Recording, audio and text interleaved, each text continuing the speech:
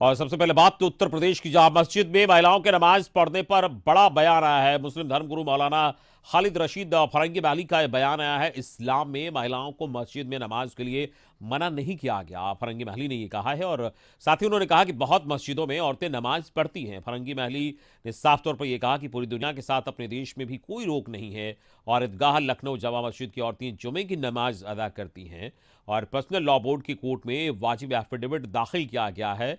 औरतों को नमाज पढ़ने से मस्जिद में कभी मना नहीं किया गया। तो फरंगी महली ने स्पष्ट तौर पर इस बात को कही है।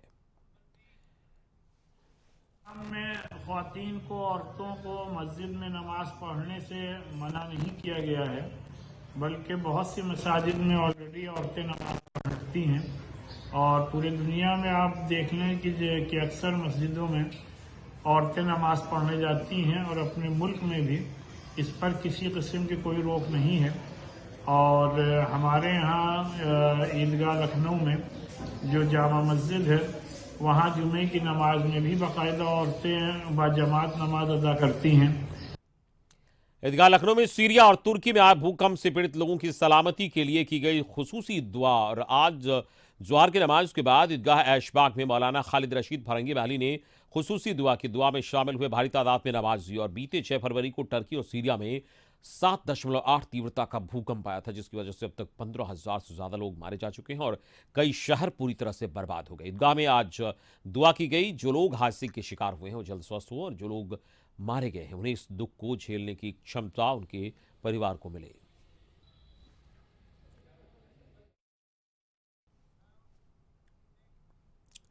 और अब बात ग्लोबल इन्वेस्टर्स समिट को लेकर तैयारियों की, तो सुरक्षा के चाक चौबंद किए गए लखनऊ में और विदेशी निवेशकों के सम्मान के लिए उनके राष्ट्रीय झंडे भी लगाए गए हैं। पीएम मोदी के भाषण के लिए विशेष पंडाल वहां बनाया गया, सारी तैयारियां की जा रही है। ड्रोन कैमरे से हर गतिविधि पर नजर रखी जाएगी और कल प्रधानमंत्री मोदी कार्यक्रम की विधिवत शुरुआत करेंगे। ग्लोबल इन्वेस्टर्स समिट के माध्यम से उत्तर प्रदेश के कायाकल्प का प्रयास किया जाएगा और इसकी कोशिश हो रही है तो किस तरीके से उत्तर प्रदेश में जो इन्वेस्टमेंट है उसको बढ़ावा मिले और कैसे वहां पर इंडस्ट्रीज आए और कैसे उसका विकास हो, इसको लेकर ये तैयारियां की जा रही है। और इसी कड़ी में ग्लोबल इन्वेस्टर्स समिट का आयोजन किया गया, जिसमें लगातार मेहमानों के आने का सिलसिला भी शुरू हो गया है। इसको लेकर तैयारियां जोर पर है और तैयारियां पूरी की जा चुकी है। एक तरीके से कहा जाए कल प्रधानमंत्री मोदी वहां पर इसके विधिवत शुरुआत करेंगे और इसको लेकर पूरी तैयारियां हो गई है और हर गतिविधि की नजर रखी जा रही है। ड्रोन कैमरे से पूरे कार्यक्रम पर नजर रखी जाएगी। इसके अलावा सुरक्षा के भी चाक चौबंद इंतजाम किए गए हैं।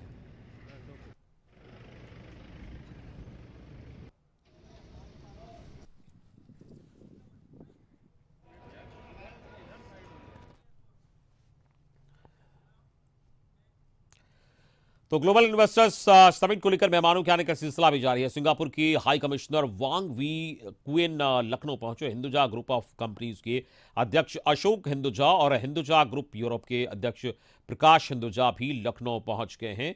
तो आपको बता दें कि ग्लोबल इन्वेस्टर्स समिट को लेकर लगातार तैयारियां पूरी की जा चुकी है और जो मेहमानों के आने का सिलसिला है वो भी शुरू हो गया है। और इसी कड़ी में हिंदुजा ग्रुप के अध्यक्ष जो अशोक हिंदुजा हैं वो भी पहुंचे हैं। इसके अलावा और भी गणमान्य लोग वहां पहुंच रहे हैं। और इस ग्लोबल इन्वेस्टर्स समिट में कैसे निवेशकों को बुलाया जाए, उत्तर प्रदेश में कैसे वो आए इन्वेस्ट करें, इसको लेकर ये तैयारियां की जा रही है और इसको लेकर ये कार्यक्रम का आयोजन किया गया है, जिसमें सिंगापुर के हाई कमिश्नर वांग वी क्वेन भी लखनऊ पहुंच गए हैं और हिंदुजा ग्रुप ऑफ कंपनीज के अध्यक्ष अशोक हिंदुजा और हिंदुजा ग्रुप यूरोप के अध्यक्ष प्रकाश हिंदुजा भी लखनऊ पहुंच गए हैं। कल ये इसकी विधिवत शुरुआत होनी है इन ग्लोबल इन्वेस्टर्स समिट की। तो ग्लोबल इन्वेस्टर्स समिट की कल विधिवत शुरुआत होगी। प्रधानमंत्री नरेंद्र मोदी कल इसका विधिवत शुरुआत इसकी करेंगे। वहां पर जो इन्वेस्टर्स हैं उनके आने के लिए लगातार जो व्यवस्थाएं चाक चौबंद की गई है। और हमारे साथ इस वक्त संवाददाता असर असरार फोन लाइन पर जुड़ गए हैं। अशर, कल अगर हम बात करें कार्यक्रम की तो कल विधिवत शुरुआत होगी, उससे पहले तैयारियां पूरी की जा चुकी है। किस तरीके से वहां पर इस वक्त तैयारी हुई है ग्लोबल इन्वेस्टर समिट को लेकर? देखिए, अमित जो व्यवस्थाएं हैं उनको पूरी तरीके से सुरक्षा को चाक चौबंद कर दिया गया है। विदेशी निवेशकों के सम्मान के लिए उनके राष्ट्रीय झंडे लगाए गए हैं। साथ साथ पीएम मोदी के भाषण के लिए एक विशेष बड़ा सा पंडाल बनाया गया है। लगभग 15 से 20 हजार स्क्वायर फीट का ड्रोन कैमरे से निगरानी रखी जाएगी पूरे कार्यक्रम की, क्योंकि कल प्रधानमंत्री नरेंद्र मोदी इसकी शुरुआत करेंगे। तो ग्लोबल इन्वेस्टर के माध्यम से उत्तर प्रदेश का कायाकल्प का ये प्रयास है, एक बड़े लेवल पे होना है और इसको लेकर के जो यहाँ पे तैयारियां हैं वो पूरी तरीके से मुकम्मल हो चुकी हैं। साथ साथ कई मेहमान भी यहाँ पे आ चुके हैं, जिनके साथ मुख्यमंत्री योगी आदित्यनाथ का डिनर का भी प्रोग्राम है। लगभग जो है 500 के आसपास निवेशक हैं जो यहाँ पे पहुंच चुके हैं, जिनके साथ उनका ये प्रोग्राम है रात के डिनर का, जिसमें से सिंगापुर के high commissioner Wong Wie Kuen पहुंचे हुए हैं। हिंदुजा ग्रुप ऑफ कंपनीज के अध्यक्ष अशोक हिंदुजा और हिंदुजा ग्रुप यूरोप के अध्यक्ष प्रकाश हिंदुजा पहुंच चुके हैं। तो ये तैयारियां जो है वो मुकम्मल हो चुकी हैं, क्योंकि अब ज्यादा वक्त नहीं बचा हुआ है, कल ही ये होना है। और साथ साथ जो है जो कार्यक्रम स्थल है वहां पे भगवान राम के अनुज लक्ष्मण जी की प्रतिमा लगाई गई है। एयरपोर्ट पर एक 12 फीट ऊंची और 1200 किलो वजन की मूर्ति तैयार करी गई है। नोएडा के प्रसिद्ध मूर्तिकारक राम सुतार ने ये बनाई है मूर्ति, जिसकी लागत लगभग 50 लाख रुपए है। G20 की रोड से लेकर के 0 पॉइंट तक जो है ये मूर्ति को स्थापित किया गया है और साथ साथ जो है जगह जगह पर कलाकृतियां लगाई गई है। तो तैयारियां जो है वो अब मुकम्मल हो चुकी हैं। अब ये है देखना होगा कि कल किस तरीके का ये सम्मेलन होता है, क्योंकि जिस तरह से लोग चलिए इस सम्मेलन का कितना असर होगा और किस तरीके से यूपी में इन्वेस्टमेंट्स को बढ़ावा मिलेगा ये तो आने वाला वक्त बताएगा। फिलहाल तैयारियां पूरी हो चुकी है और कल इसकी विधिवत शुरुआत होगी। इस पूरी जानकारी के लिए बहुत बहुत शुक्रिया सर आपका। सर असरात हमारे संवाददाता बता रहे थे ग्लोबल इन्वेस्टर्स समिट का आयोजन हो रहा है, उसको लेकर तैयारियां मुकम्मल हो गई है, कल इसकी विधिवत शुरुआत होनी है। अब बात लखनऊ की, जहां आज मुख्यमंत्री योगी आदित्यनाथ ने लक्ष्मण की मूर्ति का अनावरण किया।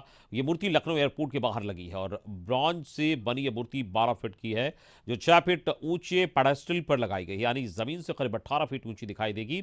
और ऐसी मान्यता है कि भगवान राम ने ये इलाका लक्ष्मण जी को उपहार में दिया था। लक्ष्मण ने ही लखनऊ बसाया था, इसलिए ग्लोबल इन्वेस्टर्स समिट भी वहां हो रहा है। इससे पहले ये वहां जो प्रतिमा है वो लगाई गई है।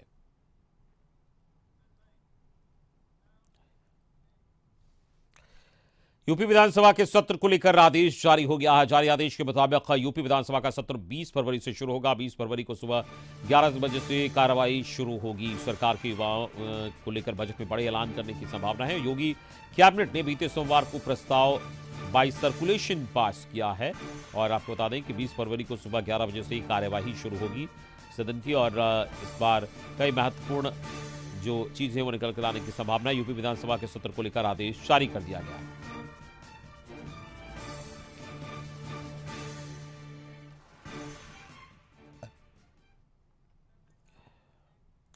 उधर उत्तर प्रदेश के कांग्रेस प्रवक्ता अखिलेश प्रताप सिंह ने कहा कि ये यूपी सरकार का ग्लोबल इवेंट है और उन्होंने कहा कि पूरे प्रोग्राम को करने के लिए इवेंट एजेंसी हायर की गई है। यूपी उद्योग विभाग में लगभग 320 करोड़ रुपए इस समय के लिए जारी किए गए हैं। उन्होंने कहा कि सरकार बताए कि कौन कौन सी इवेंट एजेंसी है, उनको कितना भुगतान किया जाता है और इवेंट एजेंसियां कहां की है।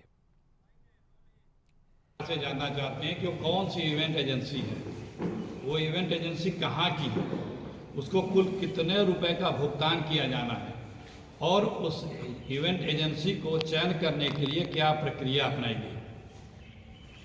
क्योंकि जो सूचनाएं मिली हैं उसमें इवेंट एजेंसी को काफ़ी बड़ी मात्रा में धनराशि का भुगतान हुआ है, ये करने वाली है।